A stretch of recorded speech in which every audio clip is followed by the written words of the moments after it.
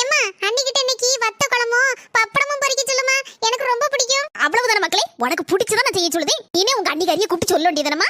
ஏம்மா நான் சொன்னா சரி வராது. உடனே நாத்தனார் வேலை வாங்குதா, நாத்து வேலை வாங்குதா அப்படிம்பாவோ. மர்மோள என்னத்தே கூப்பிட்டியலா? ஆமா மர்மோள, என் மவளுக்கு வாய் நமனமன் வருதான். வாய் நபனபன் வந்துச்சுன்னா கல்லுப்ப எடுத்து கொஞ்சம் நரம் கடிச்சதுன்னா சரியா போயிருந்தே. விளையாடாதீங்க அண்ணி. அண்ணி வத்த குழம்பு வச்சு பப்படம் பொரிங்க, அது எனக்கு ரொம்ப பிடிக்கும். ஆமா மர்மோள, அப்படியே செஞ்சு விடு. சரிங்க தே. அதுல மஞ்சட்டியே வச்சாச்சு. எத்தனை ஸ்பூன் மிளகா பொடி போடணும்னு கேட்க மறந்துட்டேனே. அத வேற கூட குறைய போட்டுட்டோம்னா ஏதாவது குறைச்சலுவோம். பேசாம மாமியார்ட்டே கேட்டுரும். எத்தே மிளகா பொடி எத்தனை ஸ்பூன் போடணும்? மர்மோள வெறும் 3 ஸ்பூன் மட்டும் தானே. வெறும் 3 ஸ்பூன் மறந்துடாத.